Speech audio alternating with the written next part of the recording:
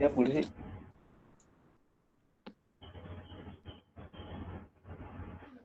Enggak, nanti Pak. Oke, Pak Saiful, silakan dimulai saja. Udah jam 10:17. Nanti jam 11:17 kita sudah bisa menutup kegiatan kita pada pagi hari ini. Silakan. Oke. Assalamualaikum warahmatullahi wabarakatuh. Selamat pagi, salam sejahtera. Selamat pagi, salam sejahtera bagi kita semua. Segala puji bagi kepada Allah Subhanahu wa taala yang telah memberikan kita berbagai macam nikmat sehingga hari ini dapat bertemu dan mengikuti webinar tips penilaian online via Google Form. Yang terhormat Bapak Yusef Prihanto MPD, pengawas Dinas Tangerang Selatan. Yang terhormat Ibu Lucy Andriani, Ketua MGMP Bahasa Indonesia SMP Tangerang Selatan. Yang terhormat Bapak Agus Barkah sebagai Kepala Produksi TV 12 dan Ketua Umum Aktivindo. Bapak Ibu sekalian, sebelum kita mulai, berikut saya sampaikan susunan acara kegiatan webinar sebagai berikut. Yang pertama pembukaan, yang kedua materi, dan yang ketiga adalah penutup. Untuk mengawali kegiatan ini agar lebih khusyuk dan berkah, mari berdoa. Bagi yang beragama Islam mengucapkan basmalah, dan bagi yang beragama lain silakan berdoa menurut kepercayaan masing-masing. Berdoa dimulai. Bismillahirrahmanirrahim. Iya.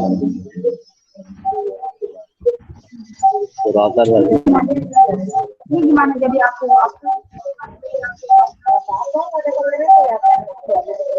Gimana? mereka melihat saya biasanya ini kan ini langsung. Oke, Bapak Ibu, seperti yang saya sampaikan tadi, mohon maaf bagi yang selama nanti webinar berlangsung, mohon mic-nya dimute-kan agar kelancaran dari webinar itu bisa berlangsung dengan baik. Untuk acara pembukaan sudah kita mulai, kita melanjut ke acara berikutnya, itu adalah pemberian materi dari Bapak Yusef Prihanto dan Ibu Lucy Andriani, dan sebagai moderator yaitu Bapak Agus Barkah. Kepada Bapak Agus Barkah. Oke, ya, Assalamualaikum warahmatullahi wabarakatuh. Selamat pagi, salam sejahtera untuk kita semua. Alhamdulillah pada pagi hari ini kita dipertemukan di virtual room, ya, Google Meet, yang alhamdulillah pada kesempatan kali ini sudah hadir di tengah-tengah kita para narasumber yang sudah tidak asing lagi, yang di tingkat Kota Tangerang Selatan. Ada Bapak Yosef Prihanto MPD. Beliau adalah pengawas di Dinas Pendidikan dan Kebudayaan Kota Tangerang Selatan. Yang berikutnya yaitu Ibu Lucia Andriani MPD. Beliau adalah Ketua MGMP Bahasa Indonesia SMP Kota Tangerang Selatan, yang pada kesempatan kali ini sudah hadir juga di room Google Meet. Kepada para audiens, para tamu undangan yang sudah mendaftar di room Google Meet, kita akan bersama-sama mendengarkan dan menyimak baik-baik pemaparan yang nanti akan disampaikan oleh kedua narasumber tersebut. Dan untuk kelancaran webinar kita pada pagi hari ini, seperti tadi yang sudah disampaikan oleh Bapak Saiful, untuk menonaktifkan audionya, mic-nya, audionya di mute. Nanti ada waktunya untuk menggunakan mic tersebut pada saat wawancara. Mohon maaf pada saat pertanyaan yang mau diajukan, tapi terlebih dahulu kepada seluruh peserta webinar untuk menonaktifkan. Yang aktif mic-nya adalah Bapak Yosep Prihanto sebagai pembicara pertama, kemudian nanti pembicara kedua yaitu Ibu Lucia Andriani MPD. Perlu kami sampaikan di sini, kegiatan webinar ini terselenggara atas kerjasama dari Dinas Pendidikan dan Kebudayaan Kota Tangerang Selatan, kemudian TV Sekolah SMP Negeri 12 Tangerang Selatan, dan didukung pula oleh Asosiasi Guru Teknologi Informasi Indonesia atau Aktivindo. Untuk tidak berpanjang lebar, sebelumnya kami akan menampilkan kurikulum vitae ya dari pembicara kita yang pertama, yaitu Bapak Yosep Prihanto, yang pada kesempatan kali ini sudah siap untuk menyampaikan materi yang kaitannya dengan penilaian di masa pandemi. Dan kepada Pak Saiful untuk menampilkan kurikulum vitae-nya. Tapi sebelum Pak Saiful menyampaikan, mungkin sedikit di sini akan disampaikan secara lisan, ya, yaitu Bapak Yosep Prihanto ini lahir di Jakarta, ya, 23 Juni. Berarti sudah telat ya untuk merayakan ulang tahunnya. Begitu Pak Yosep ya. Kemudian pendidikan beliau adalah S2 Pendidikan IPS di Universitas Pendidikan Indonesia ya, atau UPI tahun 2014. Beliau saat ini bertugas menjadi pengawas di Dinas Pendidikan dan Kebudayaan Kota Tangerang Selatan. Itu saja mungkin sekilas kurikulum vitae dari Pak Yosep. Nanti detailnya bisa bertanya langsung kepada beliau. Dan kepada Bapak Yosep, saya persilakan untuk memaparkan penilaian dengan durasi waktu 5-10 menit. Nanti kita ada forum tanya jawab yang dari pertanyaan-pertanyaan tersebut nanti akan kita diskusikan bersama. Mungkin ke Pak Yosep untuk mempersiapkan PowerPoint-nya atau presentasinya, dan kepada para audiens atau yang sudah mendaftar nanti akan mendapatkan materi PowerPoint ya. Nanti di-share di grup WhatsApp dan dikirim via email. Dan nanti juga ada link untuk daftar hadir ya. Nanti kita akan siapkan sertifikatnya. Kepada Bapak Yosep Prihanto dipersilahkan. Silakan Pak Yosep. Terima kasih Pak Haji Agus.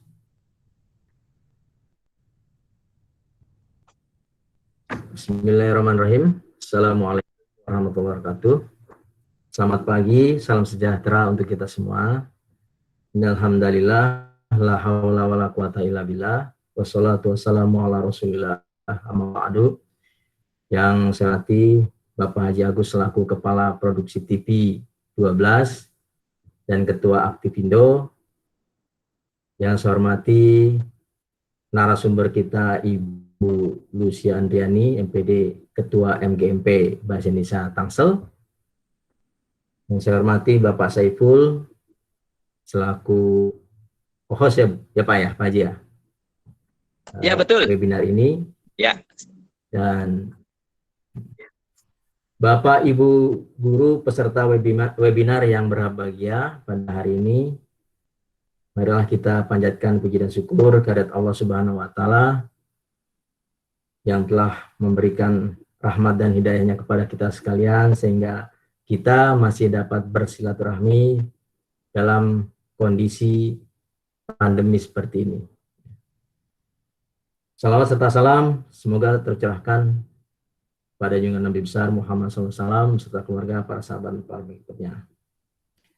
Bapak dan Ibu guru peserta webinar yang berbahagia, izinkan saya hanya beberapa menit menyampaikan sedikit paparan mengenai penilaian dalam PJJ. Saya menyebutnya daring atau PJJ atau online. Ya, barangkali kita sudah memahami. Dan barangkali pula yang akan saya sampaikan ini hanya bersifat normatif, ya, yang berkaitan dengan masalah penilaian pembelajaran. Bapak-bapak dan ibu-ibu peserta webinar, kita sudah hampir 5 bulan ya, 5 bulan atau menjelang setengah tahun ya, berada dalam kondisi wabah COVID-19 ini. Dan kita tidak tahu sampai kapan kondisi ini akan berlangsung.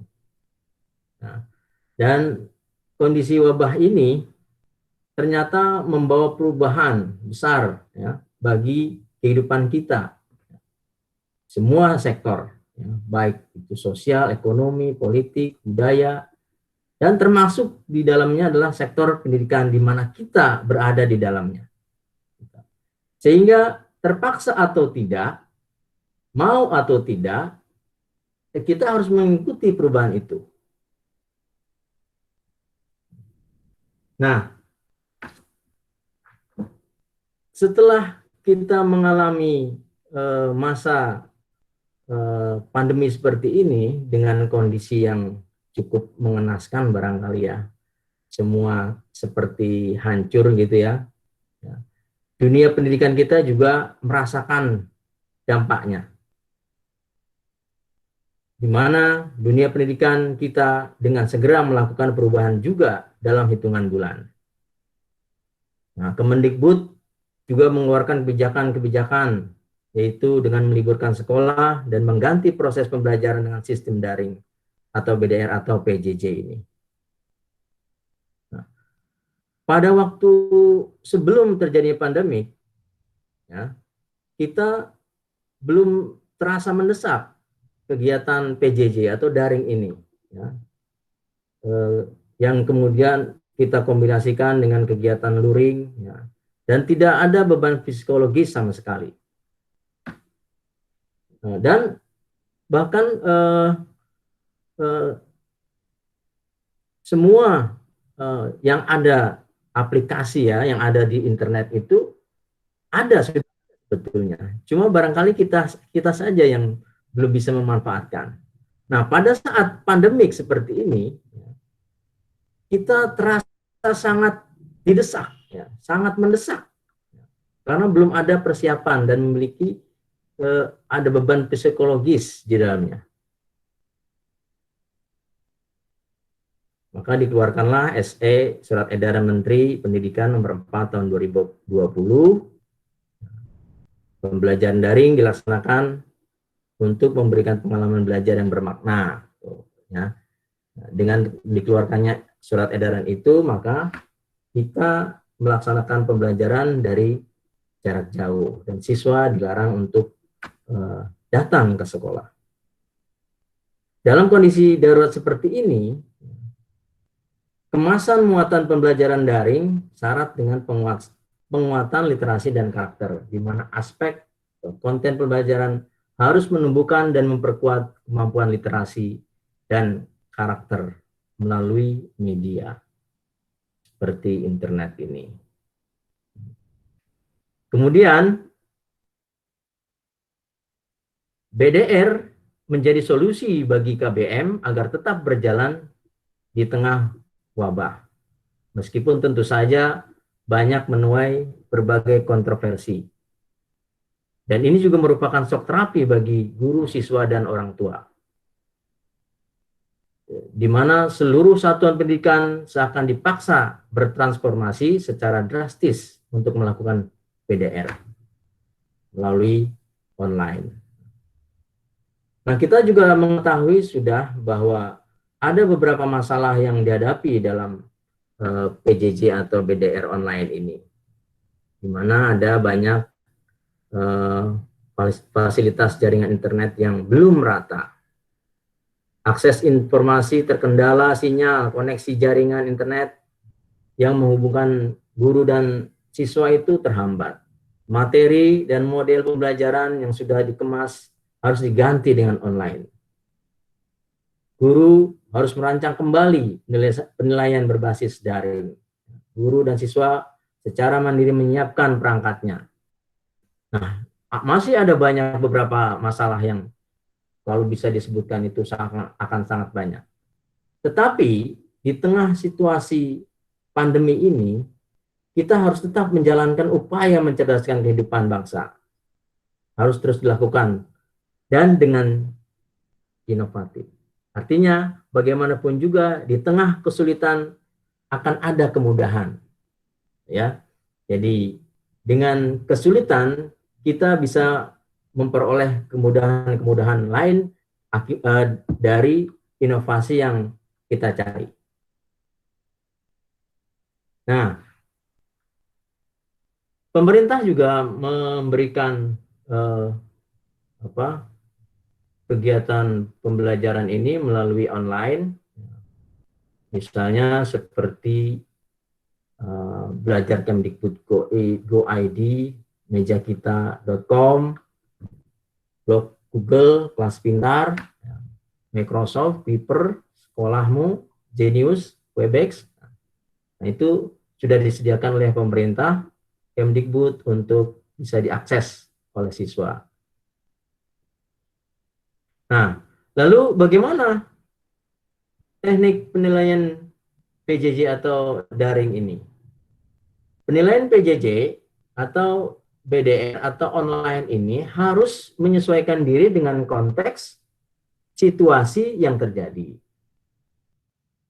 Karena bagaimanapun juga penilaian pembelajaran merupakan bagian dari aktivitas pembelajaran. Dan penilaian PJJ ini tetap harus dilakukan mengacu pada kurikulum nasional. Namun bisa dikemas secara lebih fleksibel. Ya. Nah, ada sasaran penilaian abad 21 yang dikemukakan oleh Greenstein tahun 2012, yaitu di mana siswa harus memiliki kemampuan berpikir, ya, baik itu berpikir kritis, menyelesaikan masalah, dan kreativitas.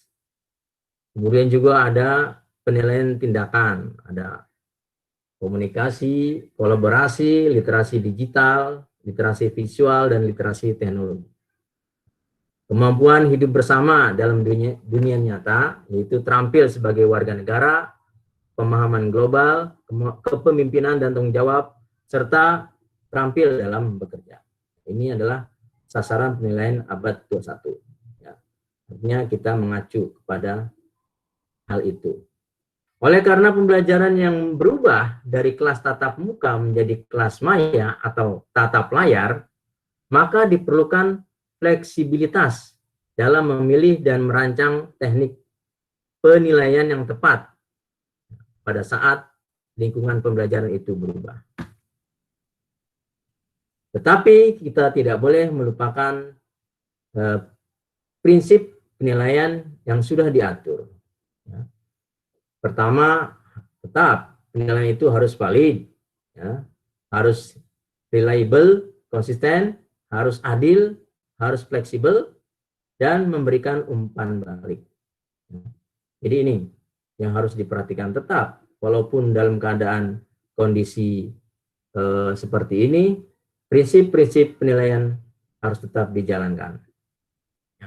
Nah, dalam teknik penilaian kurikulum 2013 ya kita sudah mengenal, ya, Bapak dan Ibu sudah mengenal adanya penilaian sikap dari observasi, penilaian diri, penilaian antar siswa, kemudian ada penilaian pengetahuan baik itu tes tertulis, tes lisan, dan penugasan. Di teknik penilaian keterampilan ada kinerja, proyek, portofolio. Itu adalah merupakan teknik penilaian K13. Kemudian di 2019 ya, dikeluarkanlah model-model penilaian. Ada model penilaian karakter 2019, model penilaian tertulis 2019, model penilaian portofolio 2019, model penilaian formatif 2019, dan ada penulisan soal HOTS 2019. Ini bisa kita gunakan sebagai bagian dari pembuatan penilaian tadi.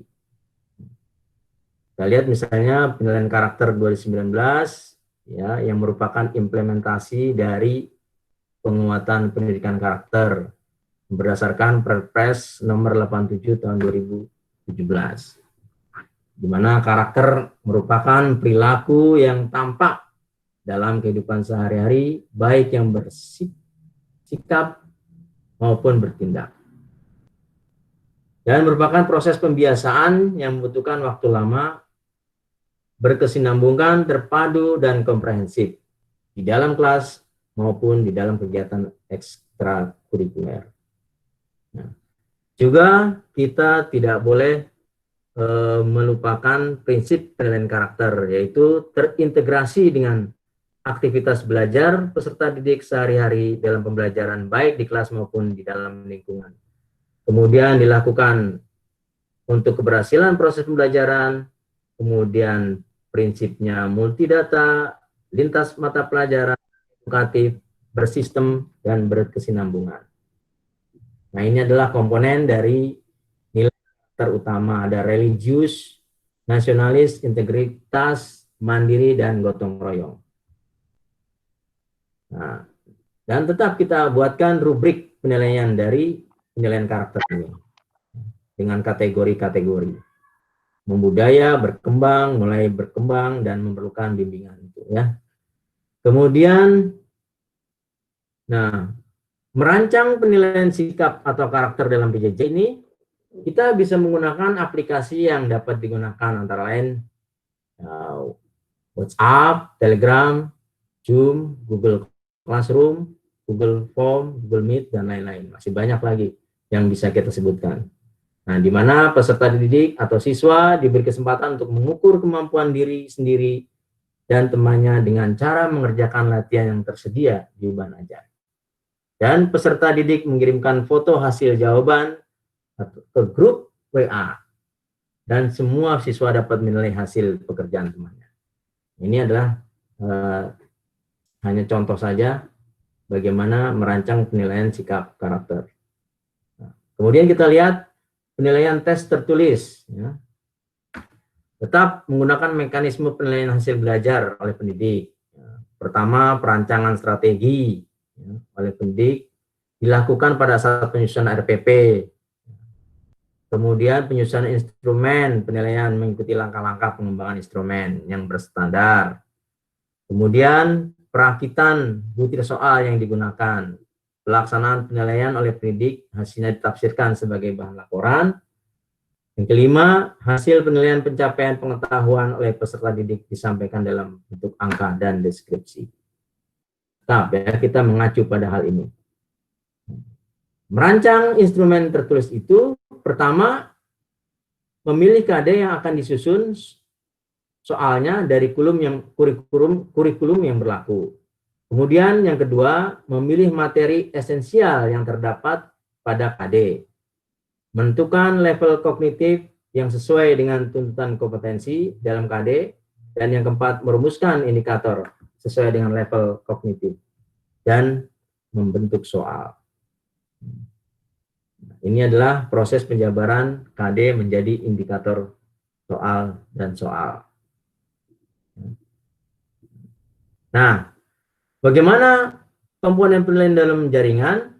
Tentu saja kita bisa melakukan penilaian ini sikap misalnya dari mulai kehadiran dengan mencantumkan batas waktu dan bagaimana responnya, apakah responnya sopan atau tidak sopan, kita bisa lihat di situ.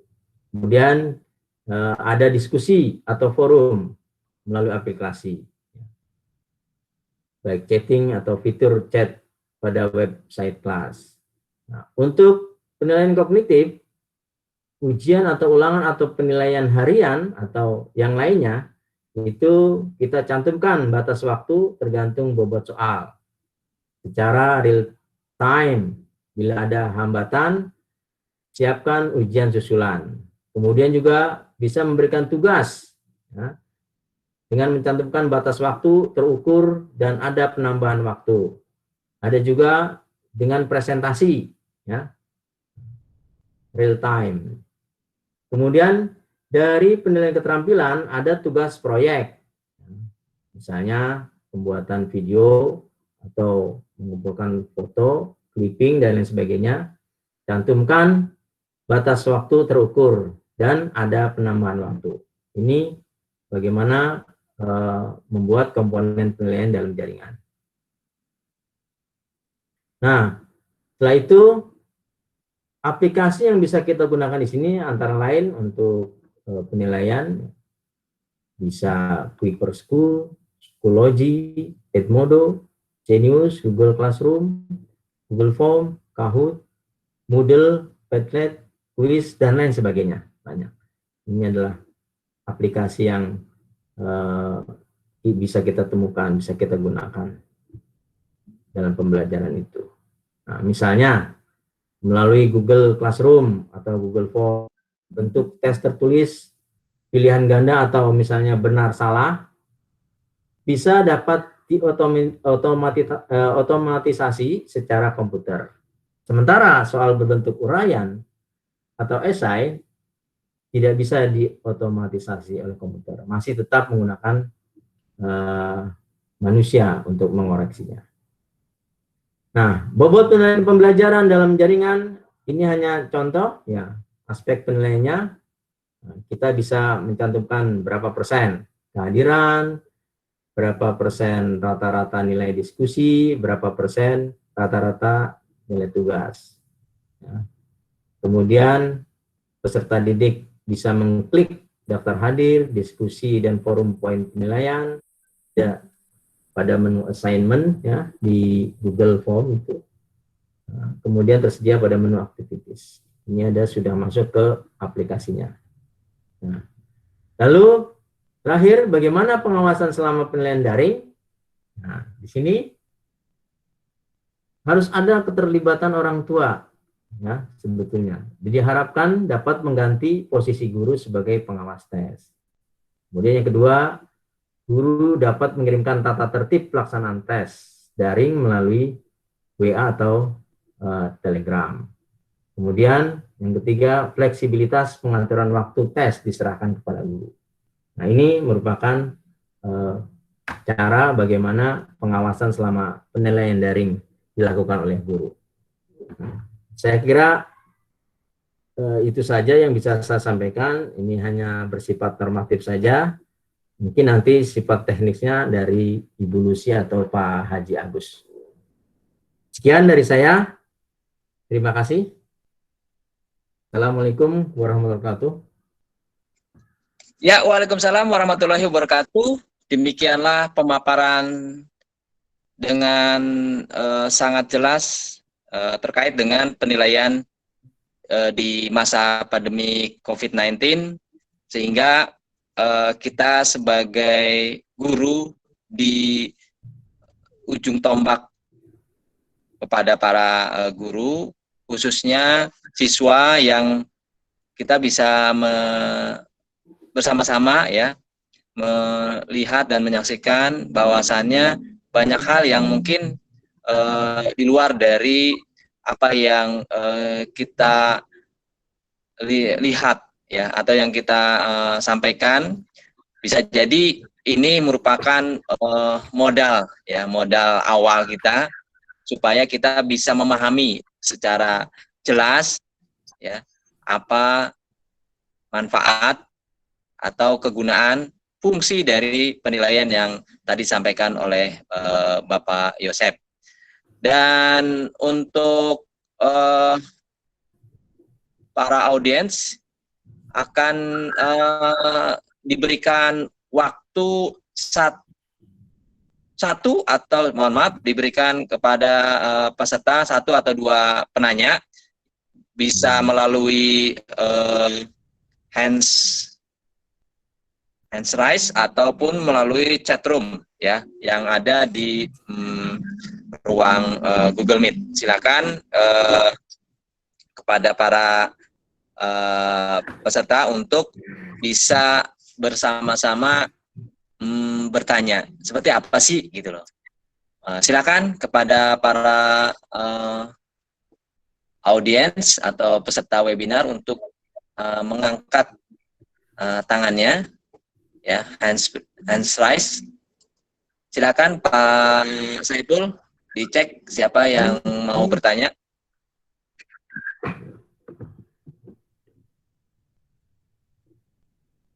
Kalau tidak ada yang bertanya, mungkin saya Pak Yosep yang akan bertanya nih.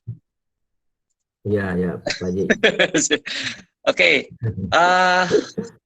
Tadi kan yang Pak Yosep sampaikan adalah kebijakan secara umum ya, yang disampaikan oleh Kemdikbud ya dalam hal ini.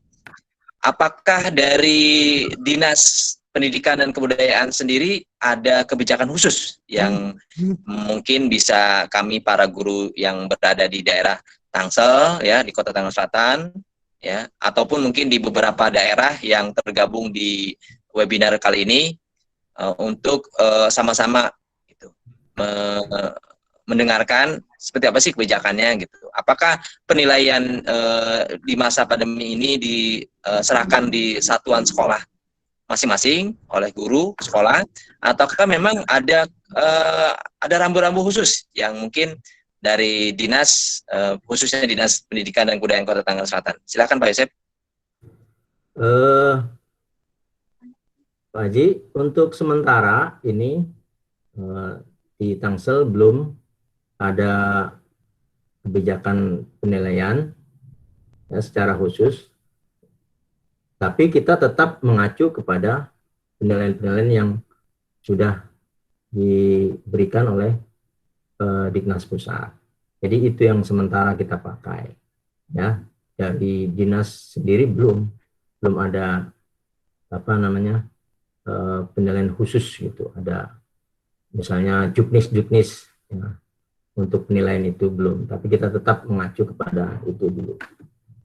Itu sementara Pak Agus ya yang bisa saya sampaikan. Ya, terima kasih Pak Yosep. Artinya memang untuk penilaian diserahkan ke satuan pendidikan ya di sekolah masing-masing. Ya. Oke, kemudian di sini Pak Yosep di chat room sudah ada yang bertanya kembali, yaitu oleh Bapak Rudi Sugara ya. Pak Rudi Sugara ini adalah guru di sekolah mana nih? Oke, ya. Beliau bertanya, Assalamualaikum Pak, bagaimana membuat absensi yang lebih efektif dalam PJJ ini? Mungkin. Silakan Pak Yosep. Sebetulnya itu kan teknis saja ya, teknis yang efektif. Kalau kita menggunakan Google Form atau Google Classroom, sudah bisa secara efektif bisa kita lihat di situ. Ya, itu yang saya sudah lakukan.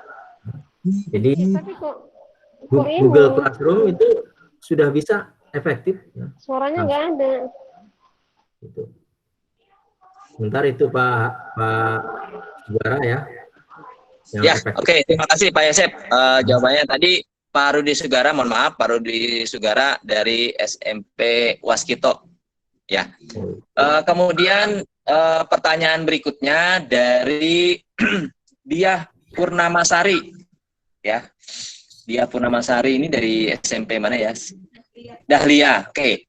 Assalamualaikum Pak. Bagaimana cara kita menilai sikap atau karakter jujur siswa dalam mengerjakan tes? Karena kan bisa jadi tes atau kuis atau latihan yang diberikan oleh Bapak Ibu Guru secara daring atau online mengukur tingkat kejujurannya itu seperti apa Pak Yosep? Silakan. Kan dia bilang Pak. Nah, kalau menilai kejujuran ya, di dalam mengerjakan tugas secara daring ini atau soal daring ini, kita sebetulnya bisa menilai langsung ya dari itu ya, dari kita lihat nilai kejujuran dan kemandirian siswa di situ bisa benar-benar diuji. Jadi karena tidak ada pengawasan dari dosen atau guru ya, saat siswa mengerjakan soal itu. Nah ini siswa itu sudah bisa kita lihat dengan cara kalau misalnya memiliki peralatan yang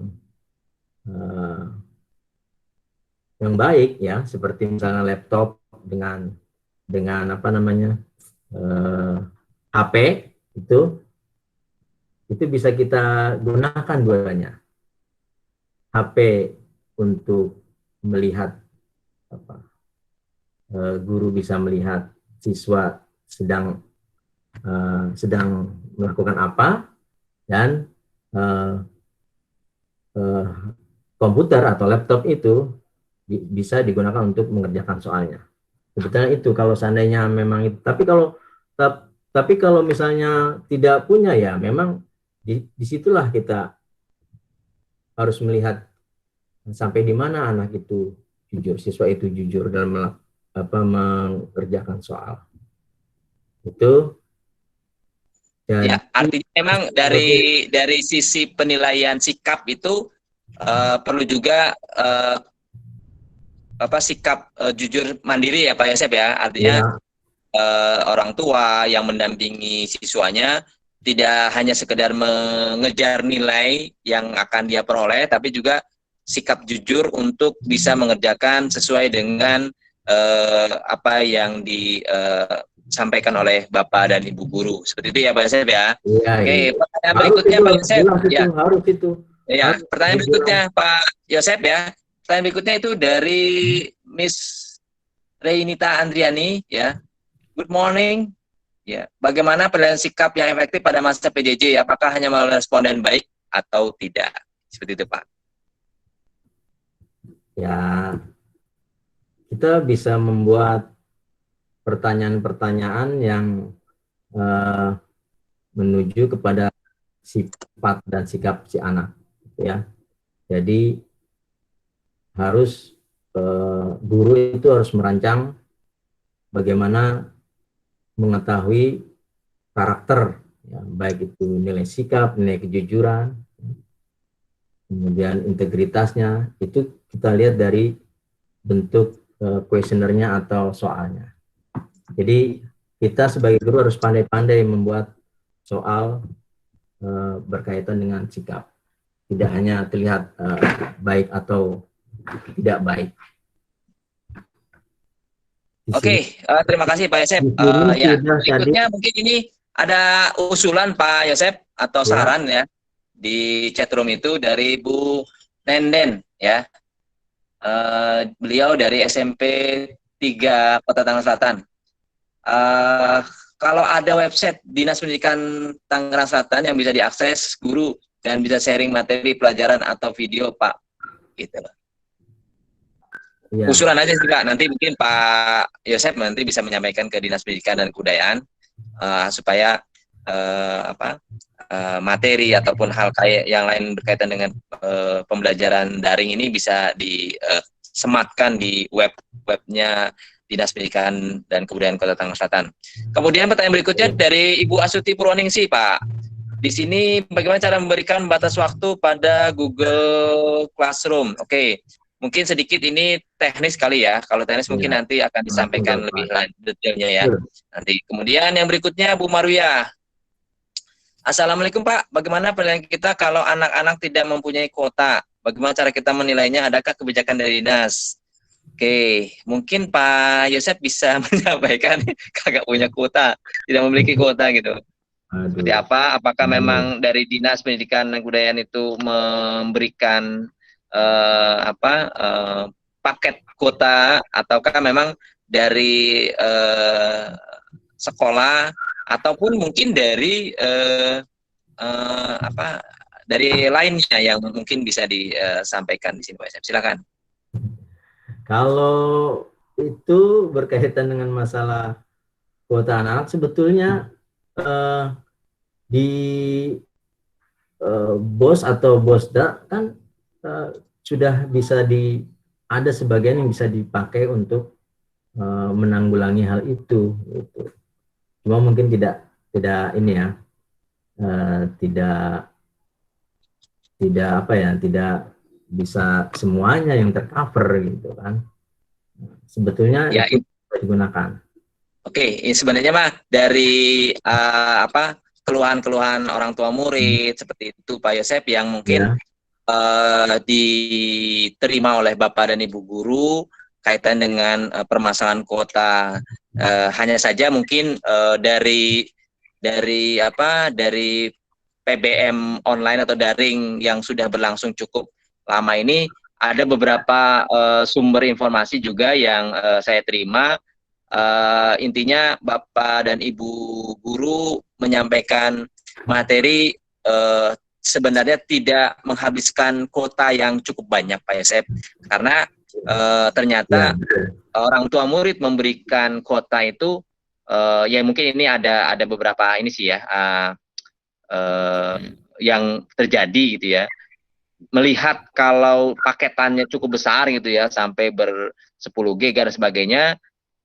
Untuk pembelajaran online mungkin nggak sebanyak yang disempatkan atau disampaikan diterima oleh kuotanya anak tersebut, tapi bisa jadi juga memang kuota tersebut dipergunakan untuk hal lain gitu loh Pak Yosep. Bisa jadi kan kita tidak bisa mengontrol ya, bisa jadi siswanya tersendiri atau anak tersebut mungkin menggunakan kuota untuk hal-hal lain di luar PBM online. Mungkin seperti itu Pak Yosep. Dan Bu siapa tadi mengenanya Bu Maria. Dan pertanyaan yang lainnya pun dari beberapa pertanyaan di chatroom ini intinya kaitannya dengan kuota yang memang bisa disampaikan banyak yang kaitan dengan kuota. Kemudian juga ada beberapa lainnya yang kaitan dengan device atau handphone tersendiri seperti apa, karena bisa jadi satu keluarga itu memiliki satu handphone tapi digunakan oleh 2 atau 3 anak yang ada di situ gitu ya. Bisa jadi itu kendala yang terjadi juga di lapangan. Kita juga tidak bisa menutup mata seperti itu. Nah, mungkin ada solusi apa yang bisa disampaikan atau ditawarkan oleh dinas melalui Bapak Yosep. Ya, apakah memang dari dinas itu ada, kalau tidak salah Pak, ada semacam kerjasama ya Pak ya, MOU ya, antara Dinas Pendidikan dan Kebudayaan Kota Tangerang Selatan dengan PT Telkom kalau tidak salah Pak ya, atau Telkomsel. Iya betul. Nah, mungkin itu bisa disampaikan Pak Yosep, silakan. Ya, waktu itu memang ada kerjasama dengan PT Telkom, tapi sampai hari ini belum ada kabar ya. Tapi mudah-mudahan nanti kalau ada kabar bisa disampaikan. Gitu. Oke, terima kasih Pak Yosep. Ya, mungkin nanti ke depannya ada kebijakan-kebijakan yang mungkin kaitannya dengan bagaimana siswa bisa melaksanakan kegiatan PJJ secara lancar. Kemudian di sini ada juga,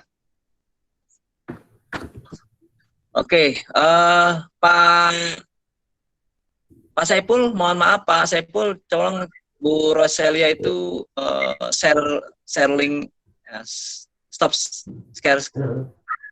Oke, berikutnya ini ada juga dari Ibu Lucy Andriani ya, narasumber kita yang kedua, menyampaikan di chatroom ya, kaitannya dengan penilaian sikap melalui observasi atau pengamatan. Ya. Memang agak sedikit berbeda pengamatan secara objektif ketika bertatap langsung dengan penilaian objektif pada masa pandemi seperti ini. Jadi harap dibedakan ya seperti itu. Kemudian hal-hal lain ya yang dengan pertanyaan-pertanyaan lainnya mungkin nanti akan dicatat dan mungkin nanti akan disampaikan oleh Pak Yosep melalui media WA. Berikutnya yaitu sebelumnya terima kasih kepada Pak Yosep Prihanto MPD yang sudah memberikan materi dengan sangat gamblang, dan nanti akan kita lanjutkan dengan narasumber kita yang kedua yaitu oleh Ibu Lucy Andriani MPD. Pada saat ini beliau sudah siap, sudah standby ya di depan laptopnya. Kepada Ibu Lucy Andriani dipersilakan.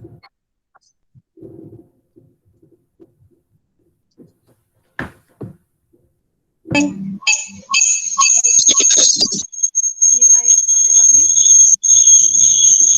Assalamualaikum warahmatullahi wabarakatuh. Terima kasih atas kesempatan yang diberikan, dan ini sebenarnya yang sudah disampaikan oleh Bapak Yosep Prihanto tadi sudah sangat panjang, banyak, meluas, dan mendalam. Dan yang akan saya sampaikan itu hanya sebatas permukaan saja. Tapi mungkin ini bisa untuk melengkapi khasanah wacana kita tentang penilaian di masa pandemi. Tidak banyak yang saya sampaikan di sini, ada 5 slide saja tentang penilaian di masa pandemi. Sebelumnya saya memperkenalkan diri dulu, karena katanya kalau tak kenal maka tak sayang. Maaf Pak Saipul, slide yang pertama dulu ya. Saya bertugas di SMP 12 Tangerang Selatan. Kebetulan juga tahun ini memang diberikan amanah untuk Ketua MGMP. Namun dengan adanya pandemi ini, maka belum ada satupun kegiatan MGMP Bahasa Indonesia yang bisa direalisasikan. Ini sungguh sesuatu yang menyedihkan sebenarnya. Padahal pada masa pandemi ini banyak hal yang harus diubah, baik tentang perencanaan pembelajaran, pelaksanaannya, maupun penilaiannya. Karena ketiga hal itu tentu adalah kegiatan yang wajib kita lakukan sebagai guru. Nah, saat ini tentu teman-teman banyak melakukan dari rumah atau bisa jadi dari sekolah. Namun siswa, lagi-lagi siswa di masa pandemi ini, inilah yang menjadi kendala bagi kita. Mari kita flashback terlebih dahulu bagaimana penilaian kurikulum 2013 dengan revisi 2018. Slide kedua. Ya. Peserta webinar yang berbahagia, kita tahu bahwa hakikat penilaian pada kurikulum 2013 dengan revisi 2018 semacam ini. Bahwa penilaian KI1 dan KI2 itu hanya khusus dilakukan pada mapel PABP dan PPKN. Dan beberapa hal yang lebih spesifik harus dilakukan pada penilaian keterampilan dan pengetahuan. Ada beberapa perbedaan di situ, bahwa penilaian keterampilan itu diperoleh dari rata-rata setiap KD. Nah, kemudian jika ada yang sama yang dilakukan dalam satu KD dengan 2 nilai, maka diambil nilai tertinggi. Dan ketika penilaian pengetahuan, nilai akhir diperoleh dari bobot penilaian harian dan penilaian akhir semester saat semester 1, penilaian harian dan penilaian akhir tahun pada saat semester 2. Lalu ada beberapa istilah atau terminologi yang berbeda dari kurikulum 2013 sebelumnya. Nah, inilah perbedaan antara kurikulum 2013 sebelumnya dengan revisi 2018 yang dituangkan pada Permendikbud 20, 21, dan 23 tahun 2016. Nah, mari kita bandingkan dengan kurikulum 2013 revisi 2020 yang baru saja kita lalui bersama. slide ketiga. Ya. Pada penilaian K13 dengan revisi 2020, ada hal-hal yang spesifik yang kita cermati bersama, bahwa penilaian pengetahuan itu berbentuk tes tertulis, tes lisan, dan penugasan sesuai KD. Lalu penilaian keterampilan berbentuk praktik, produk, proyek, portofolio sesuai KD. Dan ini ada pada ERAPOD. Nah, sedangkan penilaian sikap itu dilakukan hanya pada pendidik, hanya oleh guru yang melakukan penilaian sikap. Nah, penilaian sikap itu dilakukan secara observasi atau pengamatan. Jadi dengan pengamatan itulah maka kita bisa menilai sikap para siswa. Hasil dari pengetahuan, nilai pengetahuan dan keterampilan maupun sikap itu kita laporkan kepada orang tua atau peserta didik. Nah, untuk penilaian pengetahuan dan keterampilan dilaporkan dalam bentuk angka atau dan deskripsi, artinya dilengkapi dengan deskripsi. Itu pun sudah ada dalam ERAPOD. Nah, bagaimana mekanismenya? Mekanisme penilaian yang dilakukan pada kurikulum 2013 revisi 2020 kita lakukan dalam strategi perancangan penilaian yang kita tuangkan pada RPP. Artinya dalam asesmen di ERAPOD pun kita lakukan perancangan terlebih dahulu. Setelah dirancang barulah ada nilai akhir yang kita sampaikan. Nah, inilah perbedaan dengan kurikulum revisi 2018. Dan ini dituangkan pada Permendikbud 20, 21, dan 23. Juga di garis bawahi atau lebih diperdalam pada Juknis penilaian K13 revisi 2020. Nah, lalu bagaimana dengan penilaian, hakikat penilaian itu sendiri pada masa saat ini? Pada masa pandemik saat ini. Nah, slide berikutnya. Next. Pada masa sekarang ini, kita hakikat tentang penilaian kita pegang erat pada kurikulum sebelumnya itu. Nah, hakikat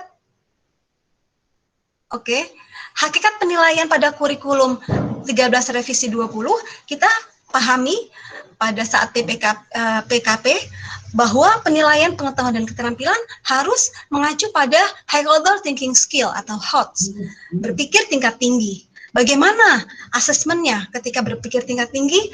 Ternyata itu dibarengi atau dilakukan pada kegiatan pembelajaran.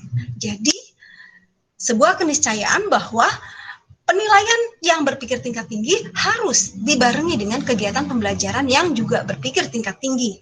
Nah,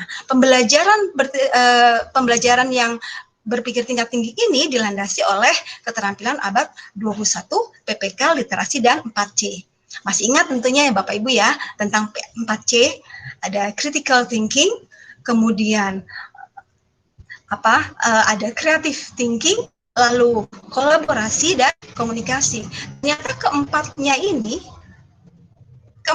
ini merupakan keterampilan yang harus dimiliki siswa untuk menerima informasi yang tanpa batas ini. Jadi ketika anak sudah memiliki critical thinking, ketika ada problem solving yang harus ditangani, dia akan berpikir secara kritis untuk menyelesaikannya.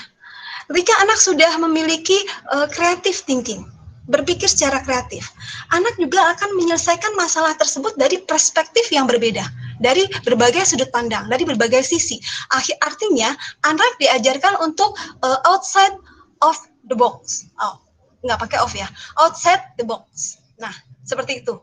Nah, ketika peserta didik atau siswa juga sudah memiliki kemampuan untuk berkolaborasi, tentu ini akan berguna di kehidupan masyarakat. Kita tidak bisa menampik bahwa kita dalam makhluk sosial.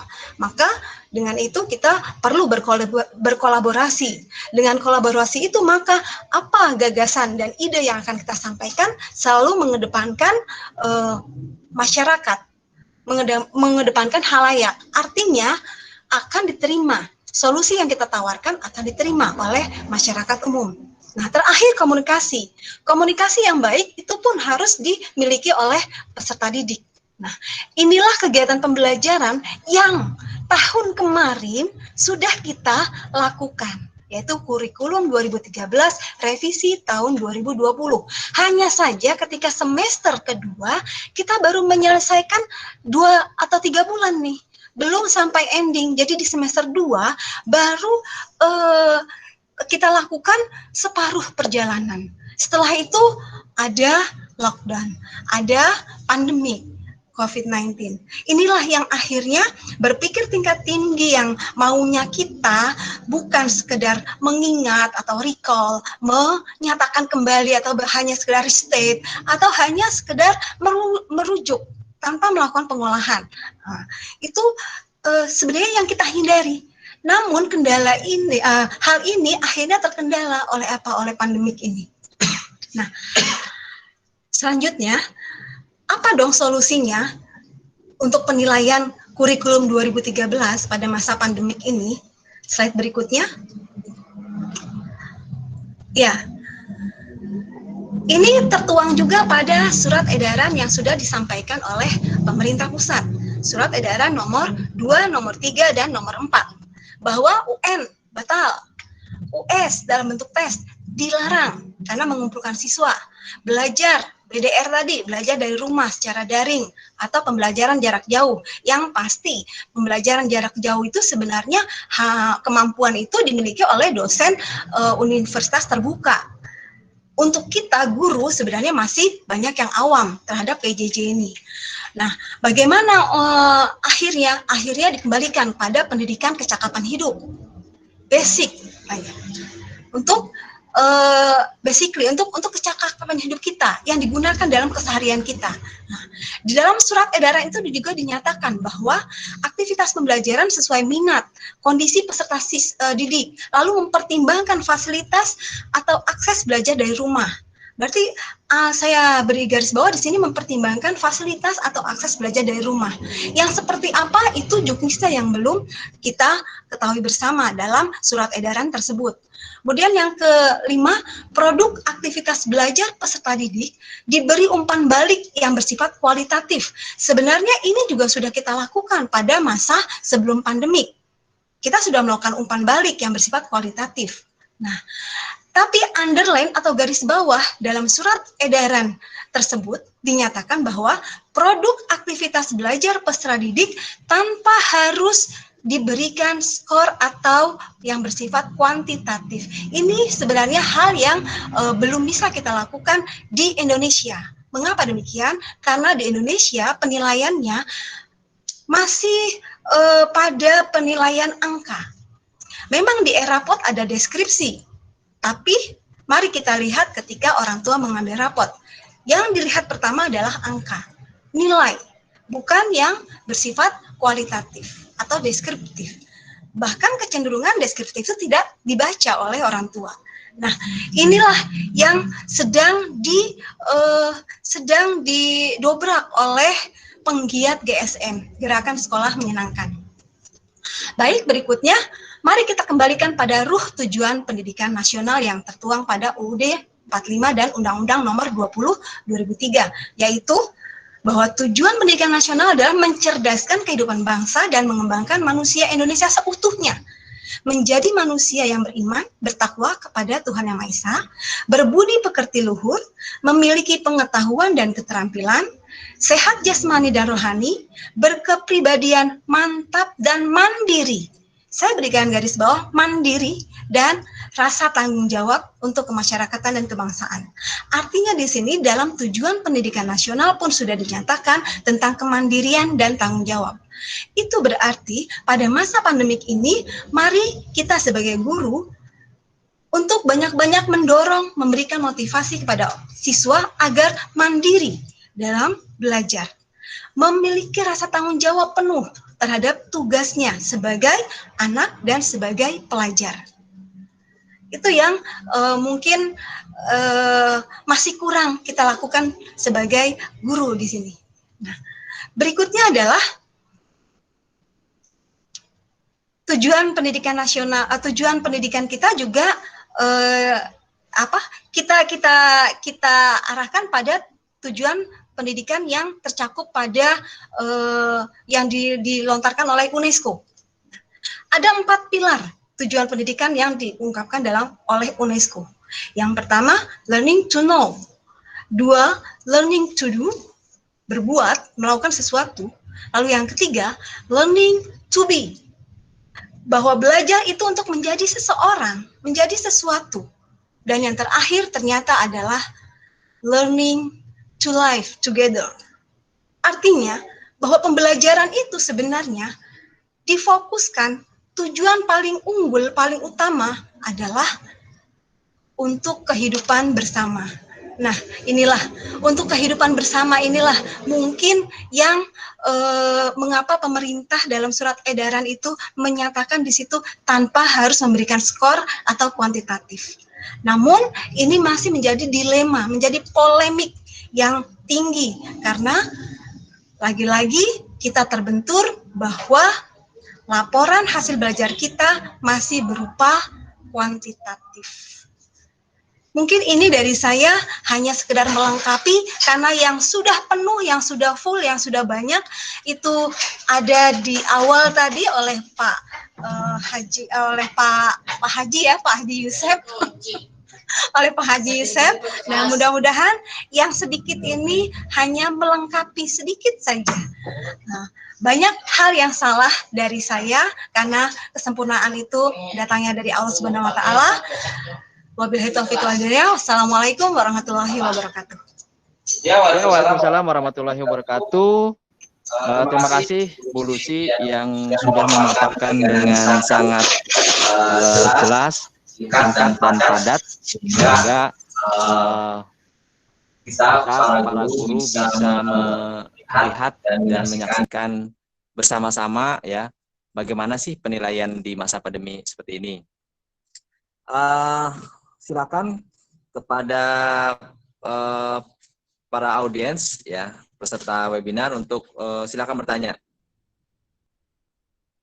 Oke, di sini ada pertanyaan Bu Lucy dari Ibu Nenden ini, Bu Nenden Hazrianti. Ya, beliau adalah guru di SMP Negeri 3. Bu narasumber, kalau boleh sharing juga dong penilaian yang Ibu lakukan di kelas daring Ibu pas situasi sekarang ini. Silakan Bu.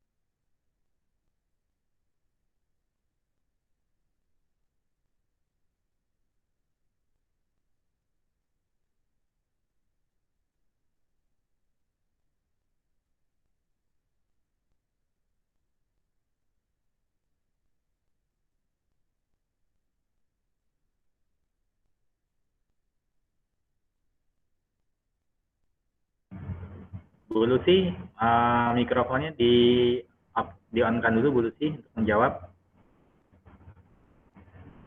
Bu Lucy.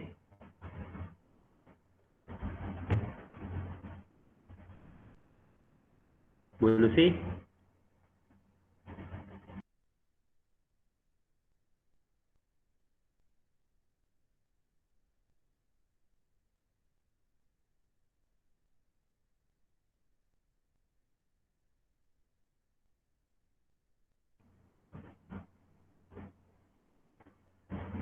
Pak Agus, nampaknya Bu Lucy masih belum men-on-kan mikrofonnya sehingga tidak terdengar.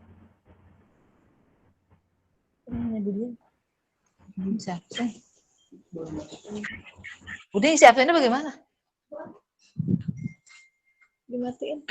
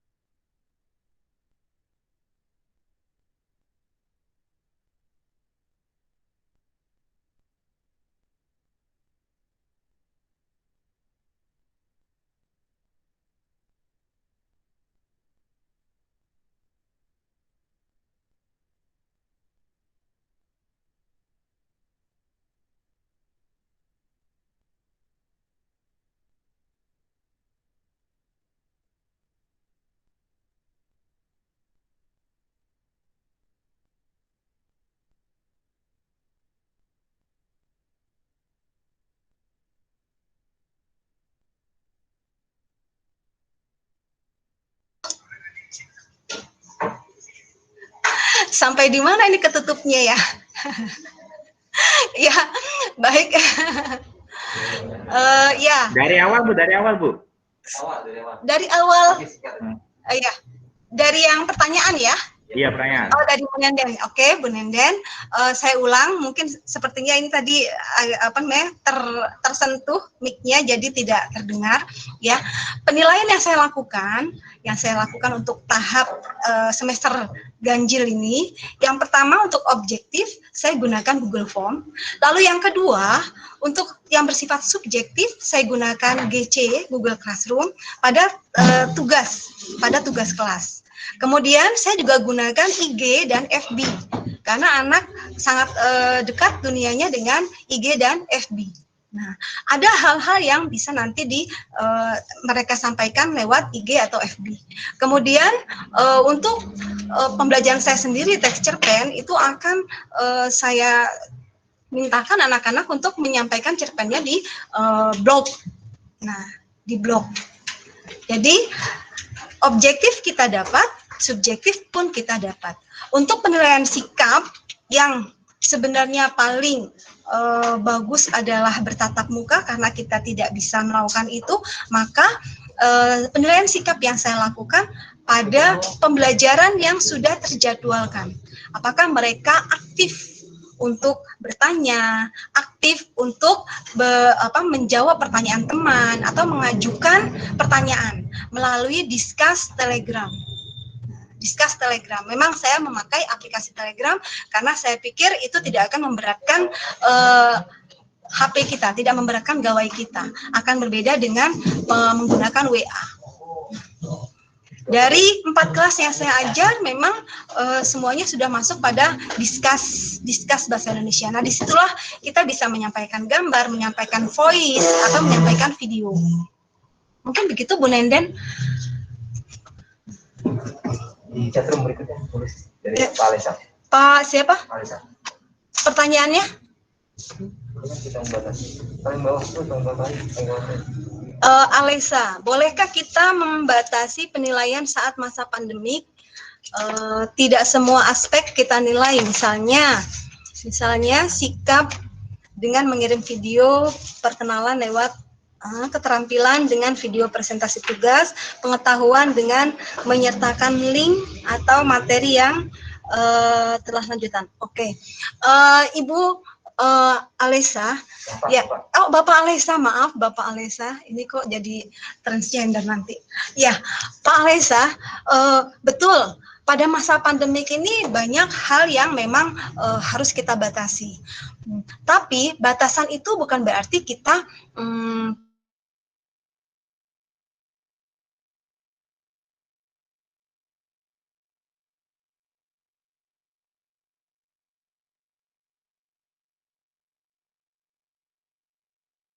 sikap.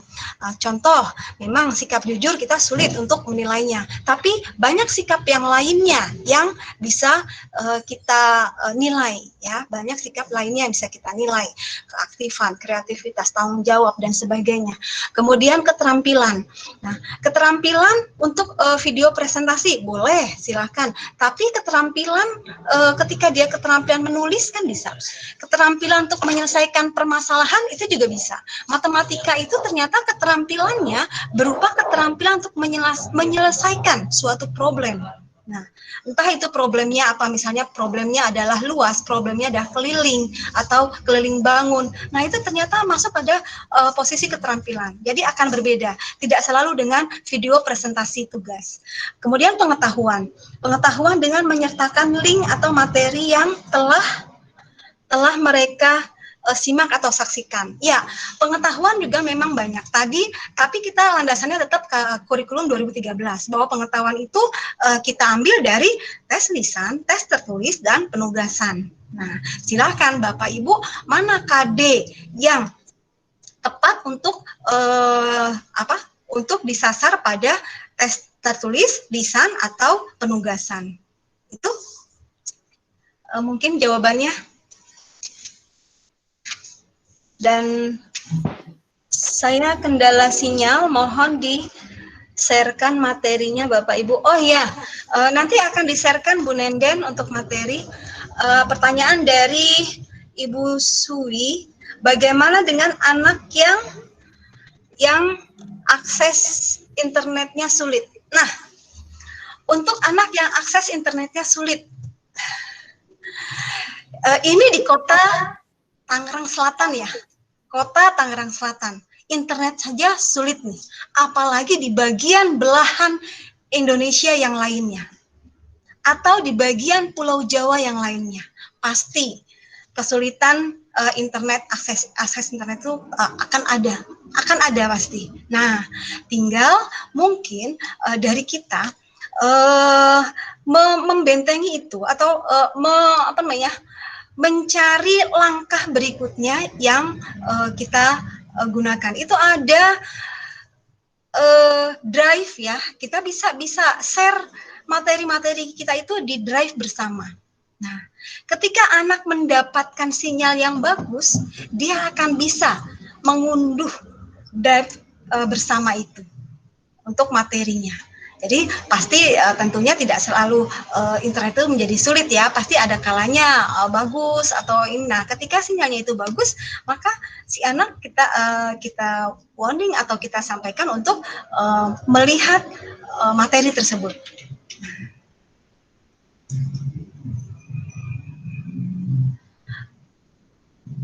Iya. Oke, ya, terima kasih Bu Lucy. Kalau diteruskan ini tidak akan cukup sampai berjam-jam ya, karena narasumber kita begitu semangat sekali menjelaskan seperti apa sih model penilaian di masa pandemi COVID-19. Berikutnya akan kita lihat bersama-sama untuk segera informasi saja, mungkin sebelum nanti ada hal lain yang akan ditanyakan, bisa melalui chatroom dan sebagainya. Kepada para audiens yang belum mengisi daftar hadir, untuk segera mengisi daftar hadir, karena sampai jam 12 nanti daftar hadir akan ditutup atau akan di close. Tapi sebelum itu mungkin dari Pak Yosep masih hadir, Pak Yosep? Mungkin Pak Yosep sedang ada tugas yang mendesak sehingga belum bisa hadir kembali di ruangan ini. Mungkin Bu Lucy akan menyampaikan kalimat penutup mungkin ya, kalimat penutup kaitannya dengan penilaian di masa pandemi. Silakan disampaikan, Bu Lucy. Kata penutup lah untuk penilaian. Ya. Saya pantun penutup aja ya. Jangan kata penutup, tapi pantun penutup. Ya, ada pantun dari saya, tapi sebelum ada pantun, ini tadi yang dapat berarti Bu Nenden, Pak Alesa, dan siapa satu lagi yang bertanya itu, Pak? Bagaimana dengan anak yang akses internetnya sulit? Ibu Suwi.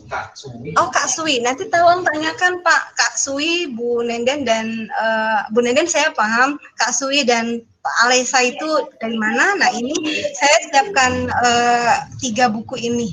Ya, memang bukan tulisan saya semua, tapi salah satu dari cerita ini adalah cerita saya. Dan ini ber-ISBN Ibu, bukunya. Ya, penutup dari saya ada pantun. Kalau ada sumur di ladang, janganlah kita menumpang mandi. Kalau ada umur yang panjang, janganlah lupa untuk kita semangat belajar lagi. Bapak, Assalamualaikum warahmatullahi wabarakatuh. Oke, Bu Lucy, pantunnya sangat baik sekali dan sangat bagus sekali. Sebentar, saya buka dulu mic-nya, masker saya, mohon maaf. Kepada para audiens yang sudah mendengarkan dari awal sampai akhir kaitannya dengan tips bagaimana penilaian dengan menggunakan Google Form, mungkin sedikit di sini akan ditampilkan seperti apa sih penilaian yang baik ya. seperti tadi yang disampaikan oleh Bu Lucy secara teoritis. Tapi mungkin untuk praktiknya penilaian yang baik itu melalui Google Form itu sebenarnya Bapak dan Ibu sudah melakukan kalau menggunakan aplikasi Google Form. Hanya saja Bapak dan Ibu mungkin tidak tidak memperhatikan dengan detail ya. Seperti apa sih penilaiannya itu. Nah, kalau Bapak dan Ibu menggunakan Google Form, lalu nanti di aplikasi Google Form itu sebenarnya sudah ada gitu loh penilaian yang kaitannya dengan menilai dengan baik gitu ya. Seperti apa sih? Nah, Bapak dan Ibu mungkin sambil menyimak, silakan saja membuka kalau menggunakan laptop silakan membuka laptopnya, kemudian membuka Google Form-nya ya. Kita akan coba sedikit mempraktekkan. Pak Saipul, mungkin sedikit Pak Saipul sebelum ditutup nanti sedikit saja ditampilkan penilaian menggunakan Google Form, tekniknya seperti apa. Silakan Pak Saipul, masih memantau Pak Saipul? Masih. Ya. Sebentar dibuka dulu ya penilaiannya. Bapak dan Ibu kalau menggunakan Google Form ya dengan kelas virtualnya Classroom yang Bapak dan Ibu bisa membuka di Drive ya, di Drive. Kemudian Bapak dan Ibu silakan menuju ke folder yang namanya folder Classroom ya. Folder Classroom ya. Folder Classroom nanti ditampilkan di folder Classroom tersebut mungkin ditampilkan Pak Saipul mungkin di foldernya dulu Pak Saipul, mohon maaf di feedback dulu, di kebelakangin dulu. Itu dalam bentuk Google Form tapi mungkin di drive-nya Pak Saipul. Ada folder namanya folder drive saya atau my drive, kemudian ada folder Classroom. Login dulu Pak Saipul ya. Oke. Kalau kita buka Classroom ya. Nah, nanti ada di drive-nya itu di folder yang namanya folder Classroom ya. Oke, mungkin bisa di share screen saya Pak Saipul. Coba saya share screen ya, melalui saya dulu. Saya share screen ya. Bisa Pak Saipul saya share screen? Boleh, boleh. Silakan. Oke.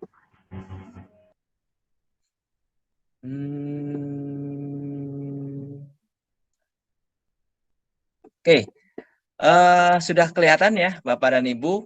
Kalau Bapak dan Ibu masuk ke Drive ya, dengan ya di sini ada aplikasi Drive ya di Google itu. Kemudian setelah kita klik Drive ya, nanti akan muncul seperti ini ya, tampilan Drive yang Bapak Ibu miliki ya.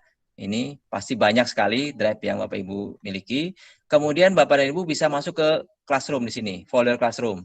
Classroom di sini adalah folder yang memang disediakan oleh Google secara automatically ya. Bapak dan Ibu yang membuat Classroom di Google pasti akan tampil semua di sini ya. File kemudian baik itu berupa materi ataupun berupa soal-soal, baik itu soal latihan ya dan sebagainya, praktek dan sebagainya, nanti akan tampilkan secara detail seperti ini ya. Bapak dan Ibu bisa melihat dengan jelas sekali tampilannya ya. Kalau kita melihat di sini contoh, sebagai contoh yang Bapak Ibu lakukan ya, seperti ini ya. Nah, nanti Bapak dan Ibu akan melihat dengan jelas ya tampilannya. Jadi siswa mengerjakannya itu di jam berapa? Ya, ada namanya time-nya. Nah, time inilah Bapak dan Ibu akan melihat ya. Siswa itu mengerjakan di tanggal berapa, pukul berapa jamnya ya. Di sini akan terlihat ya. Ya, seperti itu. Kemudian di sebelahnya, di kolom sebelah akan terlihat ya nilainya yang akan diterima oleh Bapak dan Ibu, yaitu nilai yang diterima oleh siswa. Kemudian di bawahnya atau pernya ini adalah nilai untuk sebentar, saya besarkan dulu ya, mohon maaf tadi kurang besar. Oke, sudah terlihat ya? Oke. Nah ini ya yang akan di Bapak dan Ibu terima ya di Google Form-nya di bagian responsnya. Kemudian di sini ada nama siswa, kelas ya. Kemudian ini adalah jawabannya. Dan kemudian yang bisa saya sampaikan juga di sini yaitu Bapak dan Ibu akan melihat ya model atau penilaiannya nanti Bapak dan Ibu bisa seperti ini, bentar ya. Oke, sebentar, respon, mana dia respon di Google harian ini. Oke. Bapak dan Ibu akan melihat di sini responsnya. Nah, tips bagaimana penilaian dengan Google Form ya. Di sini Bapak dan Ibu akan mendapatkan ya jumlah responden ya sesuai dengan jumlah siswa yang Bapak Ibu ampu. Kalau Bapak dan Ibu mengampu di satu kelas dengan jumlah siswa 40 misalkan ya. Kemudian Bapak dan Ibu mengajar sebanyak 5 kelas misalkan, berarti kan 5 kali 40 siswa ya. Berarti kan sebanyak sekitar 200 responden atau 200 siswa yang akan mengisi pertanyaan dari Bapak dan Ibu. Nah, di situ nanti Bapak dan Ibu ya akan melihat ada 3 tab yang Bapak dan Ibu akan lihat di situ. Yang pertama yaitu ringkasan. Nah, ringkasan di sini adalah dari pertanyaan yang Bapak dan Ibu sampaikan. Nah, di sini akan Bapak Ibu lihat ya distribusi poin atau nilai yang diterima oleh siswa kita ya. Nah, di sini akan terlihat ya distribusi poin totalnya ya. Wawasannya dari 213 tanggapan ya. Rata-rata ada 36,01 ya dari 100 poin. Nah, ini yang nanti mohon maaf ya, tidak tampil ya di sini ya. Bentar, saya coba ulang kembali. Nah, ini dia, mohon maaf. Ya, ini dia Bapak dan Ibu akan melihat ya ringkasan dari tanggapan yang Bapak dan Ibu sudah buat di Google Form, yaitu seperti ini 36,01 ya dari 100 poin ya rata-ratanya.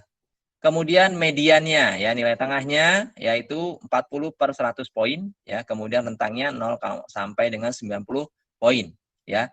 Kemudian distribusi poin atau nilainya ya seperti ini ya.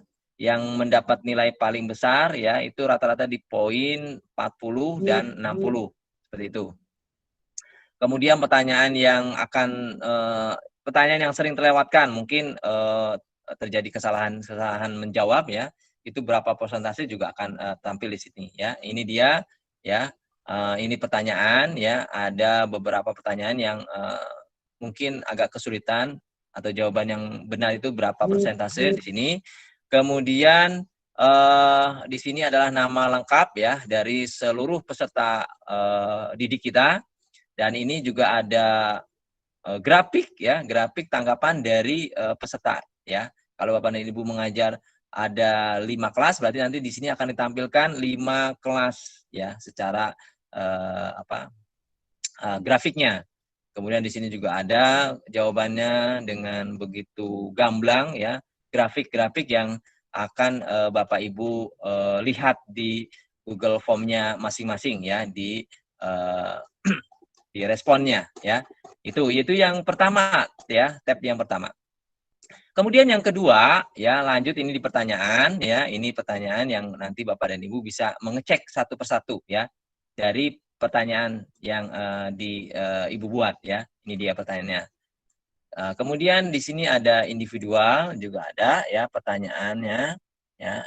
Ini juga banyak sekali ya.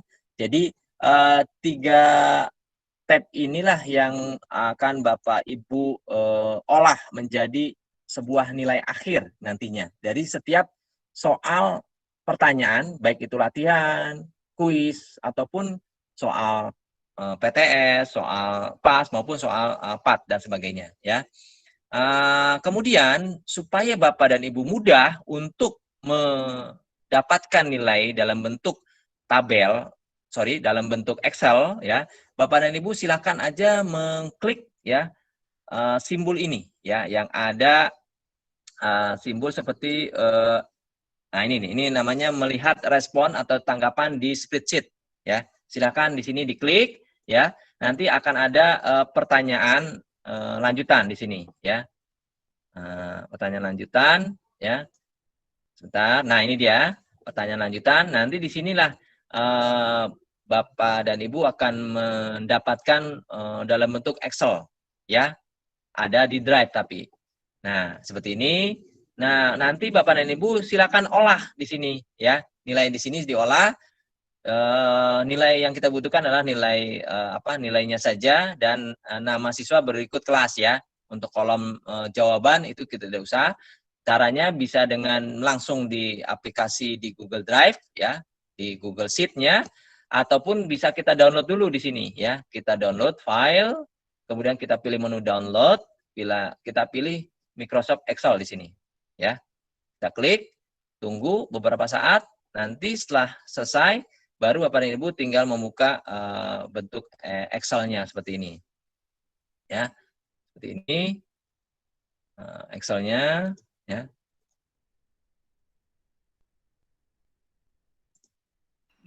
Bukan beres. Oke. Sebentar, ini saya coba share screen lagi ya. Bentar. Oke, tadi mana dia? Ini dalam bentuk Excel tadi saya sudah ini dia. Ya. Ini. Oke. Tadi Bapak dan Ibu sebentar, Excel sebentar.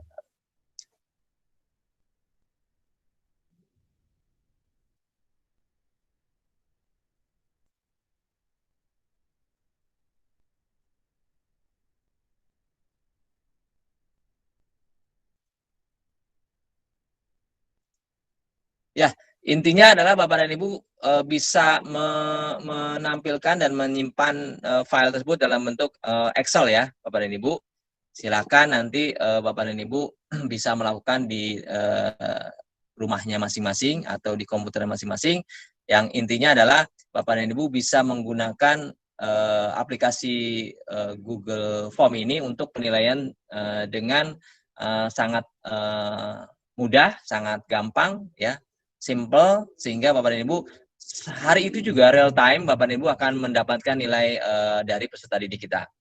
Mungkin itu sedikit gambaran dari Bapak dan Ibu yang menggunakan Google Form ya. Nanti silakan saja Bapak dan Ibu apabila masih belum memahami, nanti bisa berkomunikasi dengan para narasumber yang ada di kesempatan kita pagi hari ini. Mungkin sedikit itu yang bisa saya sampaikan ya, dan lebih kurangnya saya mohon maaf ya apabila ada hal-hal atau kata-kata yang kurang berkenan. Saya sebagai moderator ya mohon maaf apabila ada kata-kata yang kurang berkenan. Tapi sebelum nanti kita tutup, baiknya kita foto bersama. Silakan kepada para audiens yang masih belum menampilkan foto videonya tolong diaktifkan dulu supaya nanti kita foto bersama sebagai dokumentasi kita. Silakan. Fotonya dimunculkan videonya. Biar nanti tampilannya biar gantengnya kelihatan, ya. Ya. Nanti bertahap ya. 1 2 3 4 5 6 7 ya. Ya yang ganteng ya. Oke. Yang berdua bertiga silahkan ya, dempet-dempetan boleh ya. Ini dari SMP Ora Atlobora, silakan diaktifkan Bu atau Bapak dari Ora Atlobora. Saya juga ingin menampilkan lah foto saya nih ya. Mudah-mudahan foto saya juga agak terlihat lebih ganteng. Sebentar. Oke, siap-siap ya. Ini dia, ini foto saya nih. Bentar, saya harusnya lebih ganteng dari Bapak dan Ibu sekalian di sini. Oke, siap ya. Kita melakukan foto sesi bersama ya. Pak Saiful juga jangan lupa ya di foto juga ya, di screenshot. Bentar, siap menghadap kamera masing-masing. 1 2 3. Oke, sebentar. Oke, sebentar. Saya share dulu di grup ya. Nanti Bapak dan Ibu bisa mengambil fotonya ya. Dan sudah juga difoto juga oleh Pak Saiful. Nah, ternyata baik banget Pak Saiful. Oke. Itu saja mungkin ya foto bersama kita ya, walaupun tidak bertatap muka tapi bertatap virtual, tidak mengurangi keingintahuan kita untuk selalu belajar. Dan sekali lagi saya Agus Barka mohon maaf bila dalam memandu para narasumber ada kekurangan yang atau ada salah kata yang disengaja maupun yang tidak disengaja. Dan saya akhiri ya dengan mengucapkan lafaz hamdalah, alhamdulillahirobbilalamin. Dan selanjutnya saya serahkan kembali ke host untuk menutup kegiatan kita pada pagi hari ini. Silakan Pak Saiful. Silakan Pak Saiful. Saya serahkan kembali ke Pak Saiful. Silakan. Ya, suaranya Pak Saiful. Yang sudah diaktifkan dulu suaranya Pak Saiful. Sudah. Oke, terima kasih Pak Agus Barka yang telah membantu berjalannya diskusi. Enggak ada suaranya Pak Saiful. Tidak ada. Suaranya. Mic-nya coba mungkin diaktifkan dulu Pak Saiful. Sudah.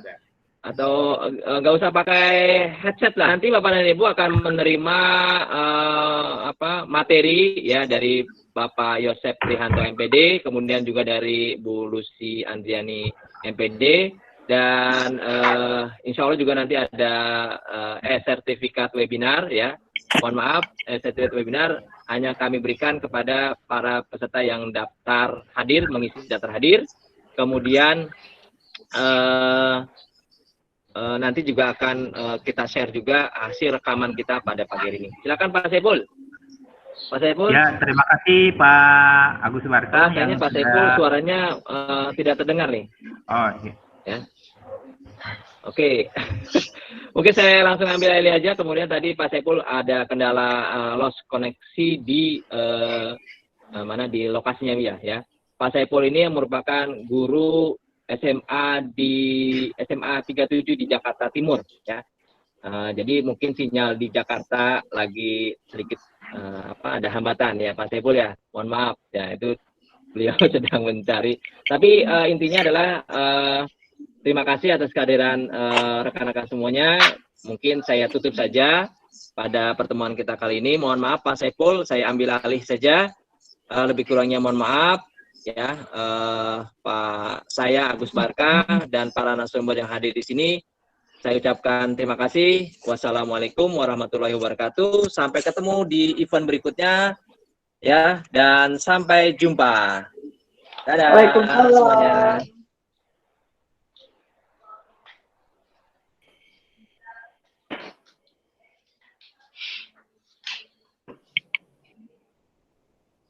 Thank you.